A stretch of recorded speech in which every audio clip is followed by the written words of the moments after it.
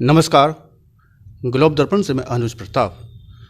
लगभग 3 दशकों से अधिक बसपा में रहकर विभिन्न पदों पर रहकर राजनीति कर रहे डॉक्टर मेघराज सिंह जरावरे आज ग्लोब दर्पण की सीधी बात कार्यक्रम में हमारे साथ हैं। लगभग 1 वर्ष पूर्व किन्हीं कारणों से पार्टी से निष्कासन के बाद अभी हाल ही में बसपा में इन्होंने पुनः वापसी की है, फिर से बसपा के ओर लौटे हैं। तो कुछ उमंगों के साथ पार्टी में दोबारा से आए हैं। ग्लोब दर्पण के सीधी बात कार्यक्रम में डॉक्टर साहब से जानेंगे कि क्या कारण रहे हैं जिनकी वजह से आपको निष्कासन जैसा दंश पार्टी से झेलना पड़ा है। हालांकि आप जो है शुरू से ही बसपा में रहकर राजनीति कर रहे हैं, दिल से आप बसपा ही हैं। चर्चाएं भी रही हैं दूसरी पार्टियों में जाने की, लेकिन फिर बसपा में जाने का इनको मौका मिला है। जानेंगे और वो तमाम सवाल आपसे रहेंगे। तो डॉक्टर साहब, आपका ग्लोब दर्पण की सीधी बात कार्यक्रम में स्वागत है। हाल ही में बसपा में आपकी पुनः वापसी हुई है, निष्कासन का दंश भी आपको झेलना पड़ा है। सर, थोड़ा बताएं कि यह निष्कासन की वजह क्या रही है, क्योंकि आप जब बसपा को न केवल राजनीति कर रहे हैं, दिल से आपने बसपा को जिया है, जनपद से और तमाम प्रदेशों में आपने काम किया है। तो निष्कासन जैसा दंश आप जैसे कार्यकर्ता को या आप जैसे नेता को झेलना पड़ा, इसकी कारण क्या रहा है? निश्चित तौर से बहुजन समाज पार्टी के राष्ट्रीय अध्यक्ष, उत्तर प्रदेश की 4 बार की ऐतिहासिक मुख्यमंत्री रही आदरणीय बहन कुमारी मायावती जी का हम लोग दिल से बहुत सम्मान करते हैं और ऐसा महसूस करते हैं कि हम एक पार्टी में ना रहकर एक परिवार में रहते हैं। और माननीय बहन जी भी हम पर बहुत विश्वास करती हैं। ऐसे ही मुझे अभी हरियाणा प्रदेश का प्रभारी बनाया गया था लोकसभा चुनाव से पहले। तब माननीय बहन जी के दिशा निर्देशों पर हम वहाँ पर काम करते रहे और लोकसभा के चुनाव के बाद वहाँ पर विधानसभा का चुनाव आ गया।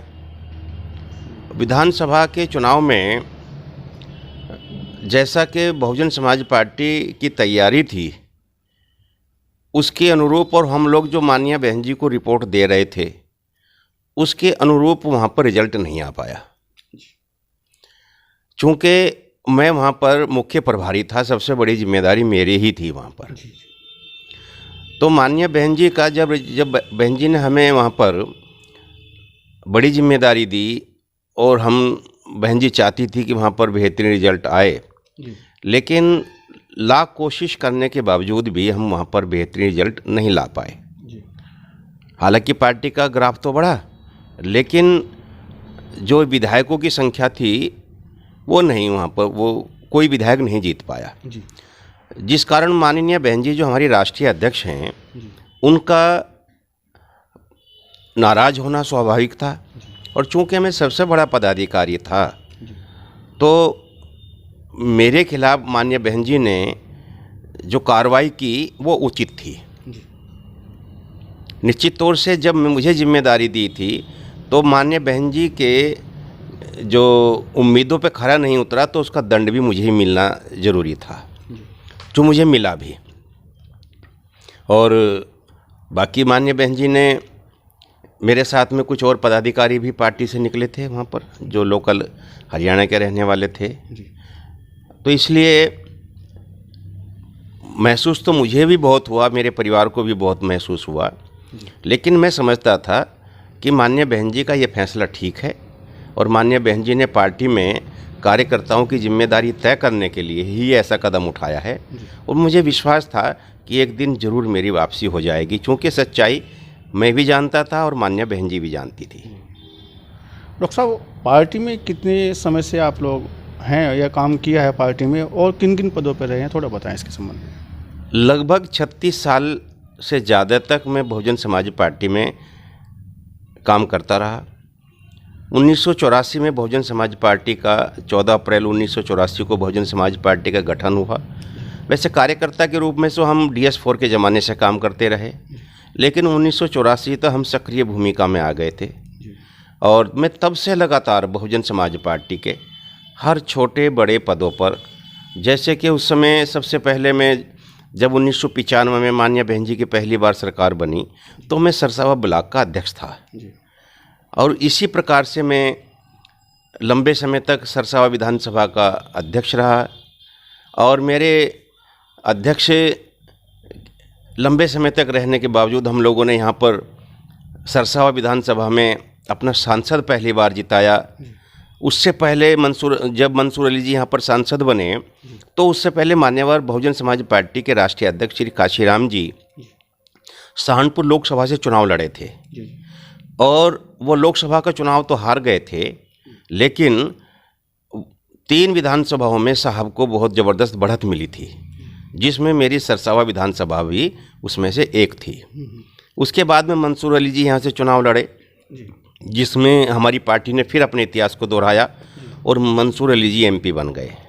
उसके बाद यहाँ पर हमने त्रिस्तरीय पंचायत चुनाव शुरू आया, जो यहाँ पर 6 जिला पंचायत के सदस्य थे बनने थे यहाँ पर, जिसमें हमने Bharatiya Janata party, Samajwadi party, Congress party का सोपड़ा साफ कर दिया और हमने छोटे छोटे कार्यकर्ताओं के दम पर सबको इकट्ठा करके भाईचारा बनाकर 6 की 6 100% जिला पंचायत का रिजल्ट आया था और 6 की 6 विधानसभा जिला पंचायत की सीटों को हमने जीत लिया था। और तब से फिर उसके बाद माननीय बहन जी के आशीर्वाद से फिर मुझे लोकसभा का प्रभारी बनाया गया। लोकसभा के प्रभारी बनाने के बाद फिर 2006 में जब प्रदेश में समाजवादी पार्टी की सरकार चल रही थी और चारों तरफ यहाँ पर जो है अव्यवस्था फैली हुई थी, तब सहारनपुर ज़िले का अध्यक्ष माननीय बहन जी के आशीर्वाद से मुझे बनाया गया। और तब सहारनपुर ज़िले के सभी कार्यकर्ताओं ने, जनता ने एक विश्वास व्यक्त किया था माननीय बहन जी के ऊपर और माननीय बहन जी ने भी मेरे ऊपर विश्वास व्यक्त किया था और मुझे वो जनता का जो अपार स्नेह मिला सर्व समाज के लोगों का, तब मुझे अपनी जिम्मेदारी का भी एहसास हुआ था कि ये फूलों की माला जो आज हमारे गले में पड़ रही है जिलाध्यक्ष होने के नाते, ये केवल फूलों की माला नहीं है, ये जिम्मेदारियों की माला है और यहाँ की जनता चाहती है कि कुछ परिवर्तन हो। तो मैंने सर्व समाज के लोगों को साथ में लेकर माननीय बहन जी के अनुरूप यहाँ पर भाईचारे को बहुत मजबूत किया और भाईचारा इतना मजबूत हो गया कि 2007 में विधानसभा के चुनाव में बहुजन समाज पार्टी ने जो अपना इतिहास दोहराया यहाँ पर स्थापित किया था, वह इतिहास आज तक कोई दूसरी पार्टी स्थापित नहीं कर पाई है। यहाँ पर 7 में से 5 सीटों पर बहुजन समाज पार्टी ने अपने विधायक जीते थे यहाँ पर और बहुजन समाज पार्टी की सरकार बनी थी यहाँ पर, जिसमें से मेरी विधानसभा से ही जो विधायक जीत कर गए थे वो कैबिनेट के मिनिस्टर बने थे यहाँ पर। और उसके बावजूद माननीय बहन जी ने 2008 में जब मैं जिले का अध्यक्ष था तो फिर मेरा प्रमोशन किया और 2008 में मुझे लोकसभा की तैयारी करने के लिए जोन पर लगा दिया, जिसमें सहारनपुर और मेरठ ये 2 मंडल थे जिसमें 8 लोकसभा पड़ती थी, जिसमें माननीय बहन जी ने मुझे विशेष जिम्मेदारी दे करके लगाया और जब लोकसभा का रिजल्ट आया तो बहुत अच्छा रिजल्ट था। 8 में से 4 लोकसभा हम जीत चुके थे। तो इसके बावजूद माननीय बहन जी ने का ध्यान हमेशा से मेरी तरफ जाता रहा, एक छोटे से कार्यकर्ता की तरफ। मैं कोई राजनीतिक परिवार से भी ताल्लुक़ नहीं रखता, मैं आम एक गरीब फैमिली से ताल्लुक़ रखने वाला कार्यकर्ता रहा हूँ।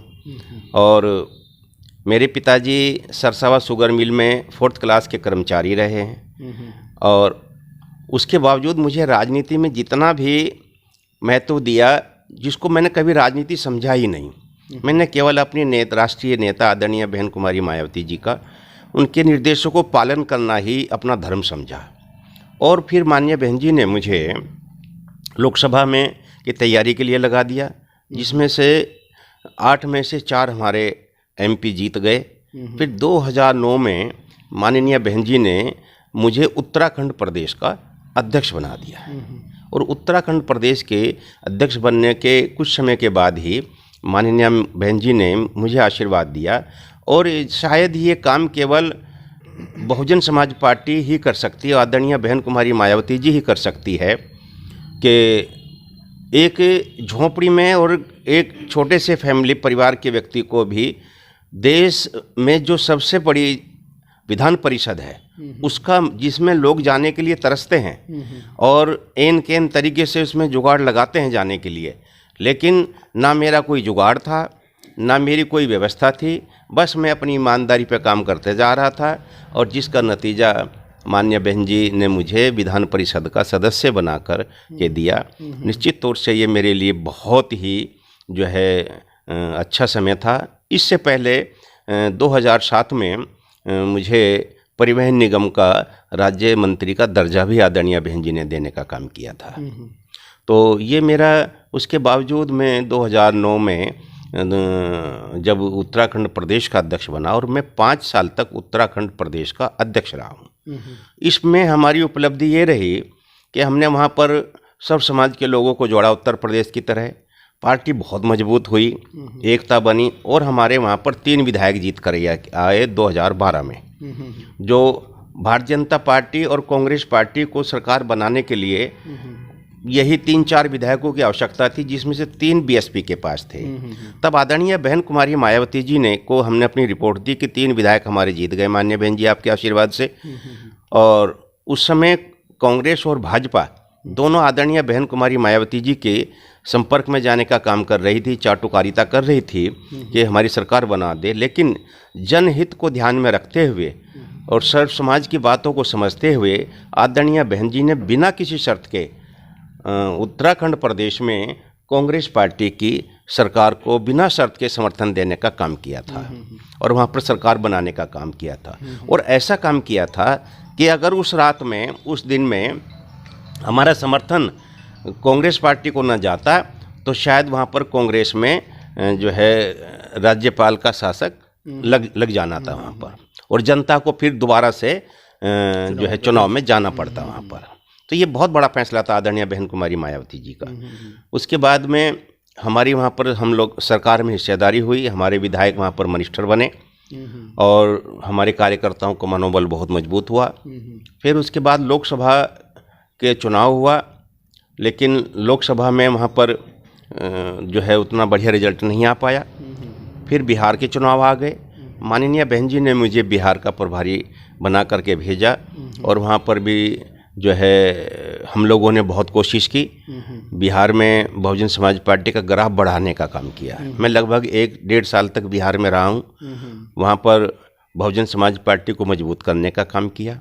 बिहार के बाद के चुनाव के बाद में वहाँ से हम लोग फिर माननीय बहन जी ने मुझे पूर्वांचल में जिम्मेदारी देने का काम किया और पूर्वांचल में जिम्मेदारी देने के बाद में फिर अचानक माननीय बहन जी का आदेश हुआ कि तुम्हारी आवश्यकता पंजाब में है। फिर मुझे पंजाब का प्रभारी बना करके भेजा गया। साथ साथ चंडीगढ़ प्रदेश का जो केंद्र शासित प्रदेश है उसका भी प्रभारी बनाया गया। मैंने वहाँ पर भी बहुत ईमानदारी से काम किया और सभी कार्यकर्ताओं को जोड़ने का काम किया।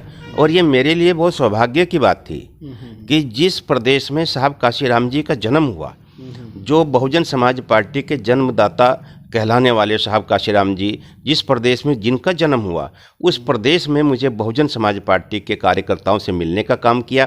जहाँ की मिट्टी से साहब काशीराम जी की खुशबू आती है, उस खुशबू में के साथ मुझे चलने का मौका मिला और मुझे खुशी है कि वहाँ पर मैं बहुजन समाज पार्टी को मजबूती की ओर ले जाने का मुझे मौका मिला। इसके साथ साथ ही उसके बाद हरियाणा प्रदेश के में भी मुझे जिम्मेदारी दी गई और हरियाणा प्रदेश को तैयार करने का भी मौका मिला। हरियाणा प्रदेश एक बहुत मजबूत प्रदेश है बहुजन समाज पार्टी का। वहाँ की राजनीतिक परिस्थितियाँ और जातीय समीकरण इस प्रकार से है कि वहाँ पर बहुजन समाज पार्टी आने वाले समय में कभी भी उलटफेर करने की स्थिति रखती है और वहाँ पर बहुत कोशिश की गई, माननीय बहन जी के निर्देशों को पालन किया गया, लेकिन लास्ट में आकर कुछ ऐसी परिस्थितियाँ बनी, ऐसी राजनीतिक परिस्थितियाँ बनी कि वहाँ पर रिजल्ट नहीं आ पाया और जिसका खामियाजा मुझे भुगतना पड़ा। 1 साल 1 महीने 4 दिन मुझे पार्टी से बाहर रहना पड़ा। ये मेरे लिए, मेरे परिवार के लिए बहुत पीड़ादायक समय था, बहुत कठिन समय था, लेकिन मेरा एक इम्तिहान भी था। ये मैं अक्सर लोगों को ये कहा करता था कि बाबा साहब अम्बेडकर जी ने हमें संविधान के अनुरूप चलने का निर्देश किया है। बाबा साहब अम्बेडकर जी ने अक्सर मैंने जो थोड़ा बहुत मैं बहुत ज़्यादा बाबा साहब अम्बेडकर जी को समय नहीं मिला, जितना सब लोग जानते हैं मैं शायद उतना नहीं जानता हूँ, लेकिन जितना भी जानता हूँ उतना बाबा साहब अम्बेडकर जी ने कहा था कि मेरे समाज मेरे अनुयायी कभी भी कांग्रेस पार्टी के 4 आने के मेंबर मत बनना। और क्योंकि कांग्रेस पार्टी ने जीते जी कभी मुझे चैन से जीने नहीं दिया, और इन गरीब लोगों के रास्ते में जब जब भी कांग्रेस पार्टी को मौका मिला नाटक तो किया, लेकिन ज़मीन पर उतरकर इनकी समस्याओं का समाधान नहीं किया। तो इसलिए जो है कांग्रेस पार्टी से दलित समाज मान्यवर काशीराम जी के अथक प्रयास से हटता चला गया, और हम सब लोग भी जो है साहब काशीराम जी और आदरणीय बहन जी के बताए हुए रास्ते पर आगे चलते चले गए। अब हरियाणा में जब रिजल्ट नहीं आया तो मान्य बहन जी ने निश्चित तौर से मेरे खिलाफ कार्रवाई की, और हक भी बनता था मान्य बहन जी का, और एक संदेश देने का काम था। और उसके बावजूद अभी जब कई सारी पार्टियां जो है प्रयास में थी मेरे से संपर्क करने के लिए, क्योंकि 1 साल का समय बहुत होता है, और मेरा भी इम्तिहान चल रहा था, मेरे भी धैर्य की परीक्षा थी, सहनशीलता कितनी है मुझे ये भी दिखाना था। तो कई सारी पार्टियों ने मुझसे संपर्क साधने का प्रयास किया, अनेक तरह की बातें की, अनेक तरह का आश्वासन देने का काम किया, लेकिन मैं अपने परिवार में बैठकर अक्सर यही बात कहा करता था, और अपने कुछ जिम्मेदार साथियों के साथ जो अक्सर मेरे पास आते थे कि माननीय बहन जी ने ही तो मुझे पार्टी से निकाला है, लेकिन बहन जी को हमने कभी अपने दिल और दिमाग से निकाला ही नहीं है। जिस दिन समय आएगा तो मैं अपनी नेता के पास चला जाऊंगा, और मुझे विश्वास है कि मेरी नेता जिन्होंने पहले भी मुझे प्यार और दुलार दिया है, फिर से मेरे ऊपर विश्वास करेगी और मुझे फिर से पार्टी में शामिल करके घर वापसी करने का काम करेगी। और निश्चित तौर से वो समय था 10 फरवरी का, समय 12 बजे थे, और जब मैं आदरणीय बहन जी से मिलने के लिए मैं गया, मैंने रिक्वेस्ट किया था मान्य बहन जी से, बहन जी मैं मिलना चाहता हूं आपसे। तो मैं फिर धन्यवाद देना चाहूँगा आदरणीय बहन कुमारी मायावती जी का, कि उन्होंने मेरी उस रिक्वेस्ट को बिल्कुल पहली बार में स्वीकार कर लिया कि आ जाओ तुम मेरे पास। और मैं जैसे चला गया, और जब मैं गया मुझे ऐसा लगा कि मैं फिर से अपनी एक परिवार के मुखिया के पास आ गया हूँ। और मुझे ऐसा लगा कि जब बच्चे गलती करते हैं तो घर के बड़े डांटते डपटते हैं, उसी प्रकार से शायद मान्य बहन जी की डांट भी मेरे लिए वैसी ही थी। और बहन जी ने मुझे कहा कि मैंने सारी जांच करा ली, तेरा कहीं कोई दोष नहीं था, दोष हरियाणा के लोगों का था, और उसकी सज़ा तुम्हें मिली है, और मैं तुम्हें फिर से बहुजन समाज पार्टी में शामिल करती हूँ। बहन जी ने आपको पार्टी में लिया है, निष्कासन हुआ है, लेकिन पार्टी में लिया, आपने बताया भी इस संबंध में, लेकिन बहन जी ने आपको जो बड़ी जिम्मेदारी भी दी है, साथ साथ आपको जो है आपकी वफादारी का, आपके पेशेंस का आपको इनाम भी दिया है। तो किस तरह की जिम्मेदारी बहन जी ने देने का कार्य आपको किया है? निश्चित तौर से माननीय बहन जी ने मुझसे पूछा था कहाँ काम करना चाहते हो। मैंने कहा माननीय बहन जी वैसे तो मैंने जीवन भर आपके निर्देशों को, आदेशों को पालन किया, आगे भी करूँगा मैं, लेकिन माननीय बहन जी 2022 ये बहुजन समाज के लिए बहुत बड़ा प्रश्न है। अगर हम 2022 किसी तरह से लूज करते हैं, और जो आज प्रदेश के हालात बने हुए हैं उत्तर प्रदेश के, इसमें किसान, मजदूर, व्यापारी, विद्यार्थी, हर समाज, हर वर्ग का व्यक्ति बहुत परेशान है। आज उत्तर प्रदेश की सरकार से, और अब तो माहौल ऐसा बन रहा है कि देश की सरकार से भी जनता छुटकारा चाहती है, और ऐसे में कोई विकल्प जनता के सामने एक मजबूत पेश हो, तो उसके लिए मैंने रिक्वेस्ट किया था माननीय बहन जी से कि माननीय बहन जी आप जहाँ मर्जी मुझे लगा दें, वहीं काम करूँगा, लेकिन प्रदेश के गरीब लोग, सब समाज के गरीब लोग, वो चाहते हैं कि आपकी सरकार में, 4 बार की सरकार में यहाँ पर जो ऐतिहासिक कार्य हुए हैं, और सबसे बड़ा ऐतिहासिक कार्य ये हुआ है कि एक भी सांप्रदायिक दंगा इस प्रदेश के अंदर आपके शासनकाल में नहीं हुआ। भाईचारा कहीं टूटने नहीं पाया, सब समाज के लोग सुरक्षा महसूस करते थे। फिर से उस माहौल को लाने के लिए माननीय बहन जी आपका 2022 में मुख्यमंत्री बनना बहुत ज़रूरी है। तो इसलिए बहन जी, अब मेरी उम्र भी ऐसी हो रही है कि जो हो सकता है कि अगले 5 साल के बाद आने वाला जो 5 साल का चुनाव होगा, हो सकता है हम ना रहें। इसलिए बहन जी हम एक बार आपको इस जीते जी में एक बार और 5वीं बार सीएम देखना चाहते हैं। इसलिए मैं आपको कहीं सीएम बना सकूं, मेरी ऐसी जगह कहीं ड्यूटी आप लगा दीजिएगा जिसमें ईमानदारी से आपका फिर से जनता को फिर से वो सुख प्राप्त हो जो आपके मुख्यमंत्रित्व काल में प्राप्त होता था। और माननीय बहन जी ने मेरी रिक्वेस्ट को सुना और उन्होंने मुझे सहारनपुर मंडल और मुरादाबाद मंडल और बरेली मंडल का मुख्य कोऑर्डिनेटर बनाया, सेक्टर का प्रभारी बनाया मुझे, और मुझे काम करने का मौका दिया। और साथ ही आज कल तारीख है हमारे, आज 17 तारीख है, कल 18 तारीख है, और 18 तारीख में मैं लगभग 13 साल के बाद बहुजन समाज पार्टी के कार्यालय सहारनपुर पर अपने नए और पुराने साथियों से, कार्यकर्ताओं से मिलने के लिए जा रहा हूँ। मुझे इतने सारे लोग यहाँ पर मिले हैं सहारनपुर का प्रभारी बनने पर, तो मुझे वही एहसास हो रहा है जैसे कभी मैं यहाँ पर जिलाध्यक्ष बन करके आया था, और वही जिम्मेदारी का एहसास मेरे ऊपर है। बोझ महसूस कर रहा हूँ मैं बहुत ज़्यादा कि अगर मैं इस जिम्मेदारी पर खरा नहीं उतरा तो शायद मैं इन लोगों को फिर से जवाब ना दे पाऊंगा। तो इसलिए मैं ये चाहता हूँ कि सब लोगों को साथ लेकर, फिर से सर्व समाज के लोगों को साथ लेकर फिर से वही 2007 वाला माहौल बनाऊंगा। घर घर जाऊंगा, रूठे हुए लोगों को मनाऊंगा, और जो लोग निष्क्रिय होकर के बैठ गए हैं उनको वापस लाऊंगा, और जो लोग किसी वजह से दाएं बाएं करके दूसरी पार्टियों के टच में चले गए हैं और अपमान महसूस कर रहे हैं, मैं उनके घर जाकर उनका इंतज़ार नहीं देखूंगा कि वो मुझे मिलने के लिए आएंगे। मैं उनका पता लगाऊंगा, फिर उनके घर जाऊंगा उनसे मिलने के लिए, उनको वापस अपने घर में वापस लाऊंगा, उनको समझाऊंगा कि बाकी पार्टी हमारे लिए किराए का मकान है, हमारा अपना असली घर बहुजन समाज पार्टी है। इसमें ला कर के फिर से 2007 वाले इतिहास को दोहराने का काम करूंगा, और मैं इसमें सफल हो जाऊंगा, ऐसा मुझे विश्वास है।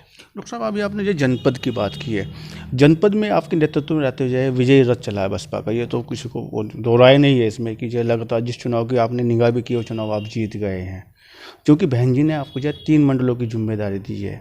अब पुणे आपका विजयी रथ चले, दोबारा से बसपा का विजयी रथ चले, तो इसके लिए आपके क्या प्रयास रहेंगे? निश्चित तौर से बहुजन समाज पार्टी का विजय रथ जब भी चला है उसमें सर्व समाज के लोगों का सहयोग रहा है, भाईचारा रहा है, और माननीय बहन जी का नेतृत्व अक्षमता रही है।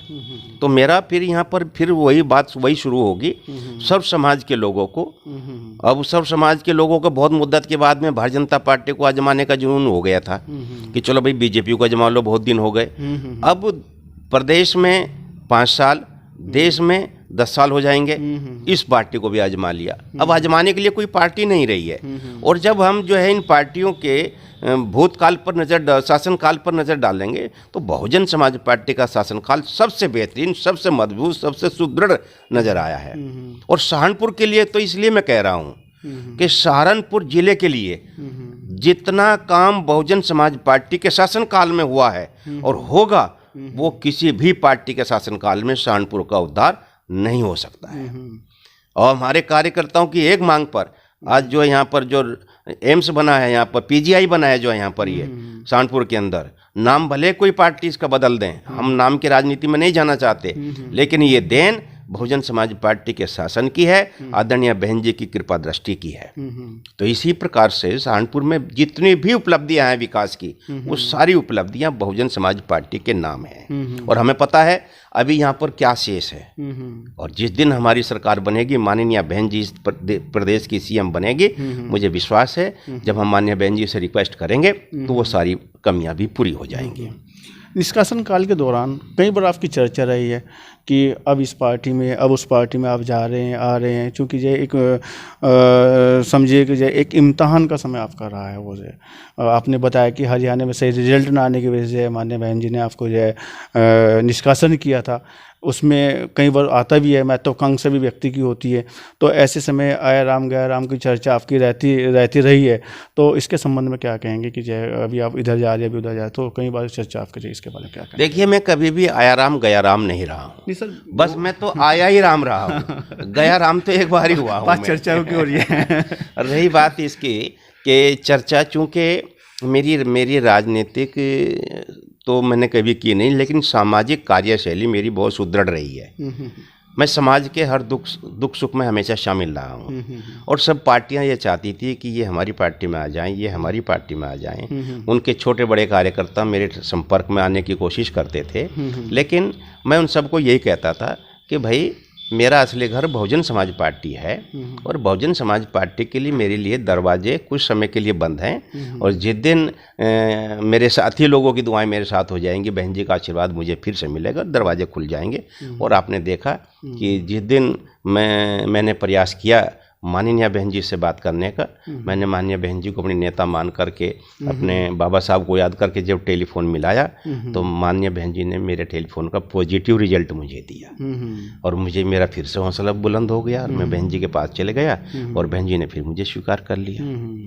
तो ये जो है, माननीय बहन जी बहुत बड़ी दयालु हैं, वो अपने कार्यकर्ताओं का बहुत ध्यान रखती हैं।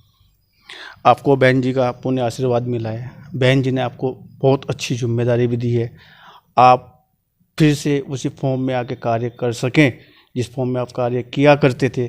पार्टी और आपको ग्लोब दर्पण की तरफ से बहुत बहुत शुभकामनाएं। ग्लोब दर्पण से बात करने के लिए आपका बहुत बहुत धन्यवाद। बहुत बहुत शुक्रिया। और मैं ये निवेदन करना चाहता हूँ आपके माध्यम से कि मैं पेशेवर राजनीतिक नहीं हूँ, सामाजिक कार्यकर्ता हूँ, और ये पद तो एक नाम दिए जाते हैं, जैसे परिवार के आदमी अपने बच्चों के नाम रख देते हैं, वैसे मेरा भी नाम प्रभारी कहीं अध्यक्ष हो गया, ये रहा। लेकिन मेरा पद जो है वो सामाजिक कार्यकर्ता का है। मैंने समाज में काम किया है हमेशा, और उसके बावजूद अभी भी मैं सामाजिक कार्यकर्ता के रूप में ही काम कर रहा हूँ। और ये जो जिम्मेदारी दी है माननीय बहन जी ने मुझे यहाँ पर संगठन को मजबूत करने की, मैं बिना किसी भेदभाव के, बगैर किसी पक्षपात के, अच्छे कार्यकर्ताओं को, जो ईमानदार कार्यकर्ता हैं उनको आगे बढ़ाने का काम करूँगा। जो कार्यकर्ता कुछ गड़बड़ करते हैं, मुझे मालूम है कि इस पद पर कहाँ पर गड़बड़ की जाती है, चूँकि मैं लगभग सभी पदों पर रहा हूँ, वो चाहे जो है स्टेट के पद हों, या फिर जो है डिस्ट्रिक्ट के पद हो, मंडल के कोऑर्डिनेटर के पद हो, मैं सब पदों पर रहा हूँ, मुझे अनुभव भी है। माननीय बहन जी ने मुझे उंगली पकड़ करके चलना सिखाया है, और निश्चित तौर से मेरे पास जो अनुभव बहन जी के द्वारा मुझे प्राप्त हुआ है, मैं उस अनुभव को अपने कार्यकर्ताओं में शेयर करूंगा, और एक नई टीम कार्यकर्ताओं की तैयार फिर से करूंगा। चूंकि अब हमारी उम्र हो रही है, लंबे समय तक तो हम ही नहीं रहेंगे यहाँ पर, तो फिर ये बहुजन समाज पार्टी को संभालेगा कौन? तो अब मुझे ईमानदार कर्मठ कार्यकर्ताओं की तलाश रहेगी, जो ईमानदार और कर्मठ कार्यकर्ता ईमानदारी से काम करेंगे। निश्चित तौर से मैंने इसलिए बताया, जब मैं एक मजदूर बाप का बेटा इतनी तरक्की कर सकता हूँ, आगे जा सकता हूँ, तो आप लोग भी, मेरे सब कार्यकर्ता भी, जो सक्षम हैं या जो गरीब हैं, जब वो ईमानदारी से काम करेंगे, वो भी तरक्की कर सकते हैं, वो भी आगे जा सकते हैं। तो मैं पूरा विश्वास है कि सर्व समाज के लोग फिर से आएंगे, और जो लोगों का स्नेह मुझे मिल रहा है, टेलीफोन के जरिए लोग गाड़ियाँ किराए पर कर करके मेरे पास आ रहे हैं, मुझे भरोसा दिला रहे हैं, और मुझे विश्वास है कि मैं अपने मकसद में फिर कामयाब हो जाऊँगा। और आप लोग निश्चित, आप सभी जो पत्रकार भाई हैं ग्लोब दर्पण के, उन्होंने पहले भी मेरा बहुत सहयोग किया है हमेशा, और मुझे आप लोगों से भी बहुत उम्मीद है कि आप लोगों का स्नेह, आप लोगों का प्यार हमें मिलता रहेगा, और हम आप मिलजुल करके चलेंगे, और मिलजुल के चलने में सफलता हासिल होती है, हमें भी होगी। शुक्रिया, शुक्रिया, धन्यवाद।